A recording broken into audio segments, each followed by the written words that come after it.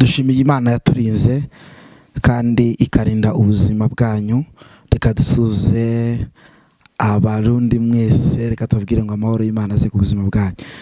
Uyu ni umunsi mwiza, Imana yongeye gutekereza cyane ku barundi. Reka mbabwire ngo muraho neza, muhezagirwe n'Imana, ineza y'Imana ikomeze ku buzima bwanyu. Ni Prophet Rukundo dusanzwe tubana n'ubundi mu ijambo ry'Imana mu butumwa bugiye butandukanye, ariko uyu munsi wa none ndashaka kugira ngo ubutumwa mu bwumve mwitonze, mu busangiza abandi, kandi mwumve neza ko Imana yabatekerejeho. Abarundi aho muri mwese munyemerere mugisha w'Imana ubagote, ndetse n'abanyarwanda nabo bari kunyumva ineza y'Imana ibagote. Ubu ni ubutumwa bureba buri muntu wese aho ari yumva uru rurimi.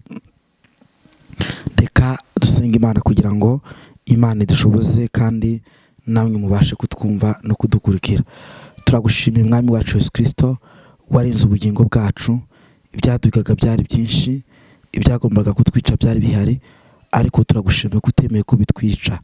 Turagushimiye kuko twaciye mu bintu byinshi by'amahwa, ariko tubera umubyeyi. Ubutumwa bugiye gutambuka bugira agaciro, bwubaka imitima ya benshi, busenye ubwami bw'umwijima, mu izina rya Yesu Kristo wa Nazareti. Amen, amen. Umutwe w'amagambo n'amagambo ari mu buhanuzi bwa Yesaya, ibice byaho 48. Umutwe w'amagambo aravuga ngo Imana yifuriza Abisirayeli gukizwa, cyangwa Imana yifuriza Abanyarwanda gukizwa, Imana yifuriza abarundi gukizwa, Imana yifuriza umuntu wese mu rugendo rujya mu ijuru gukizwa. Kuko gukizwa ni ukumenya Kristo, kandi ukamenya ko ari umubyeyi wawe, kandi ukamenya ko ari we uzaguha ubugingo bw'iteka. Bibiliya iratubwiye ngo tugiye guhera ku murongo wa mbere, turasoma amagambo araba ari menshi, ariko muri hangana tugeza ku murongo wa 10, turagenda dusoma turabisobanura. Haravuze ngo nimwumve ibi mwanzo Yakobo mwe abitiriwe izina ryanjye, izina rya Isiraheli, bagakomoka mu mazi ya Yuda, barahira izina ry'Uwiteka, bakavuga Imana ya Isiraheli, ariko mu bitari ukuri. Ntibibe ibyo gukiranuka, kuko biyita abo mu murwa wera, bakishingikiriza ku Mana ya Isiraheli, Uwiteka Nyiringabo ari ryo zina ryayo. Navuze ibyabanje kubaho kera, ni koko byaturutse mu kanwa kanjye, ndabyerekana mbikora ako kanya, ndabisohoza. Nari nzi ko udakurwa ku ijambo, kandi yuko ijosi ryawe ari umutsi umeze nk'icyuma, n'uruhanga rwawe rukaba nk'umuringa.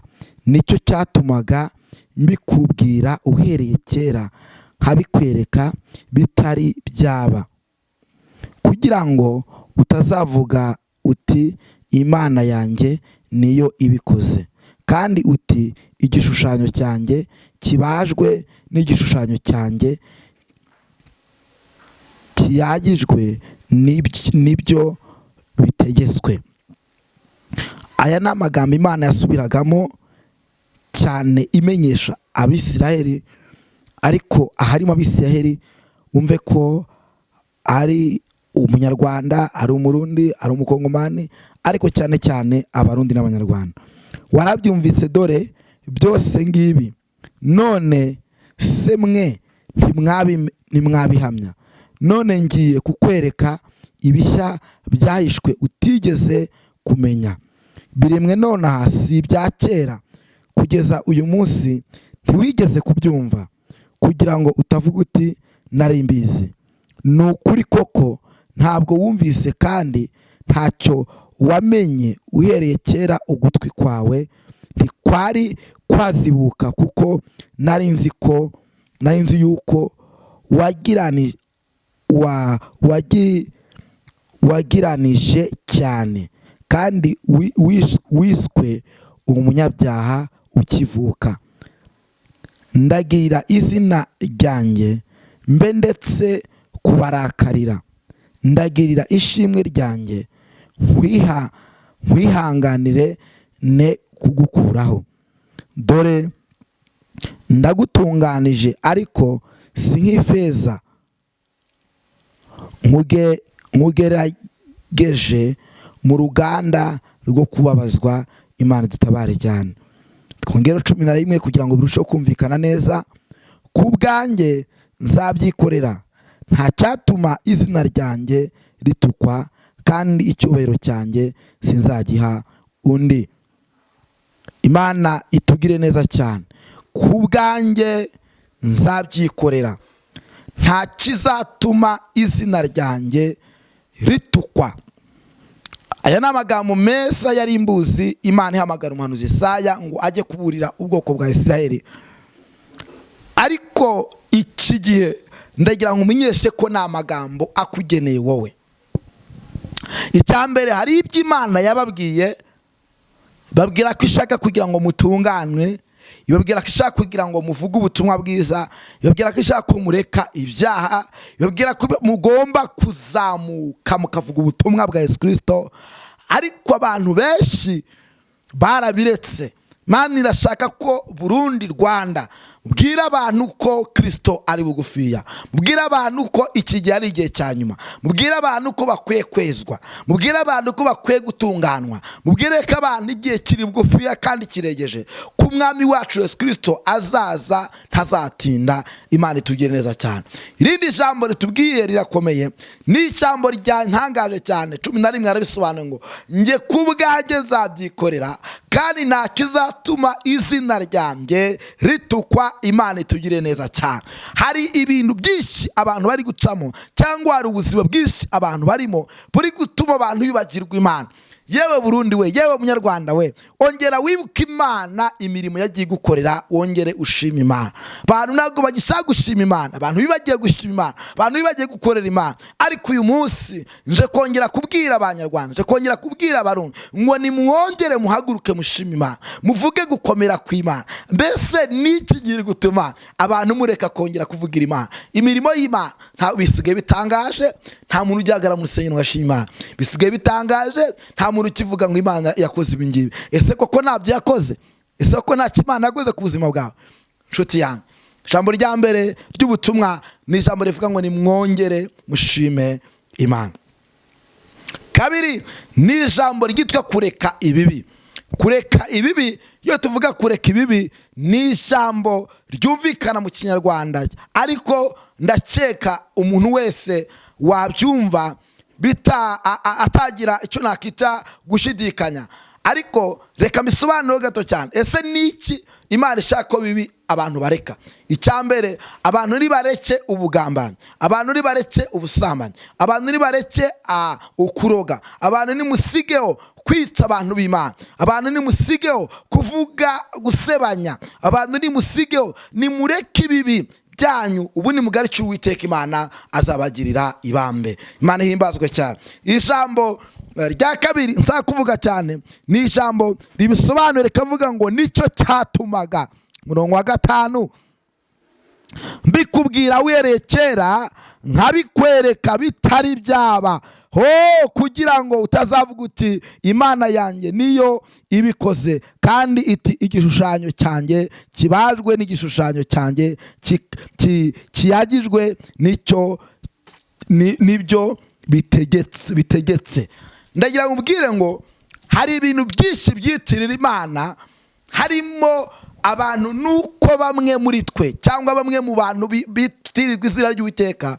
Imana yabishuraga imbwira ko baretse kwizera Imana, bajya mu mbaraga z'abapfumu, bajya mu bishushanyo, bajya kwizera izindi mana.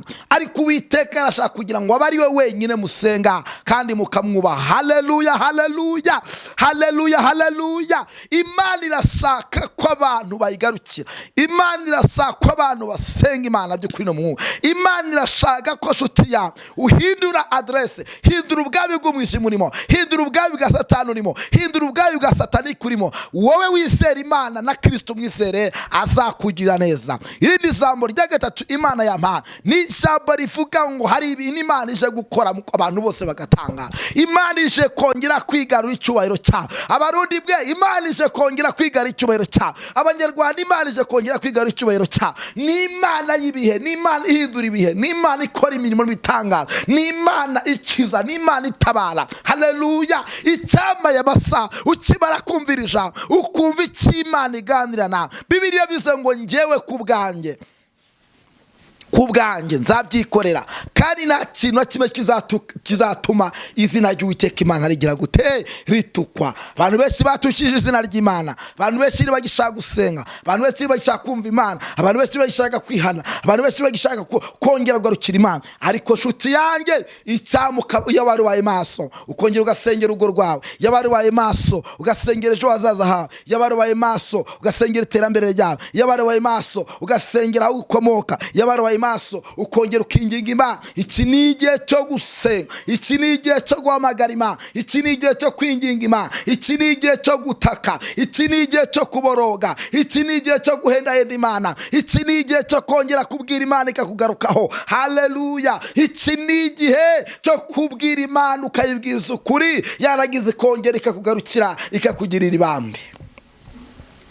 Rindi jambo ngiye gusorezaho ni ijambo rivuga ngo ku murongo wa 8 rivuga ngo ni ukuri koko ntabwo yumvise kandi ntacyo yamenye. Uhereye kera ugutwi kwe ntikwari kwazibuka.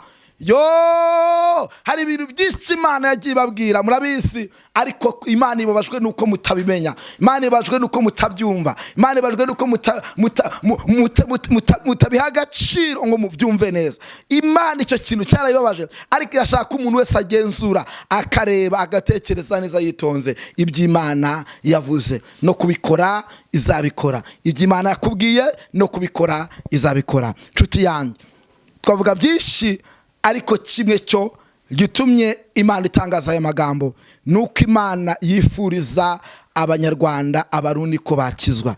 Imana irashaka ko mukizwa, Imana irashaka ko muyizera, Imana irashaka ko musenga, Imana irashaka ko mugayirukira, Imana irashaka ko mutaka mukaboroga, Imana irashaka ko ineza yayo n'amashimwe no kubahwa byongera bikagarukira mu mitima yanyu. Imana ibaho umugisha.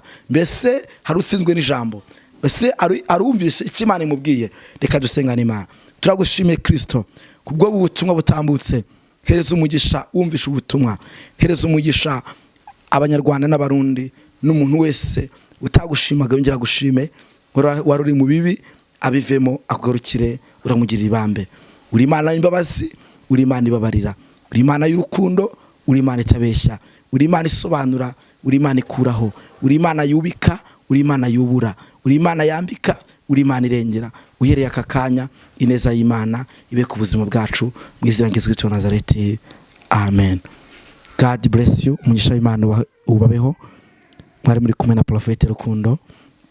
Ndabakunda kandi ndabishimira. Abifuza kuba wenda ari inyunganizi cyangwa hari ibyo mwayifuza kutubaza, nimero ziri hasi aho kuri YouTube hepfo, kuri titre hepfo zanditseho, bitubwira, muratwandikira, kandi Imana ibaho umugisha. Turabakunda cyane abarundi, muhezagirwe n'Imana, ineza y'Imana ibabeho. Reka mubwire ngo nabapinda sana, ineza y'Imana ikomeze ibazeho. Bye bye.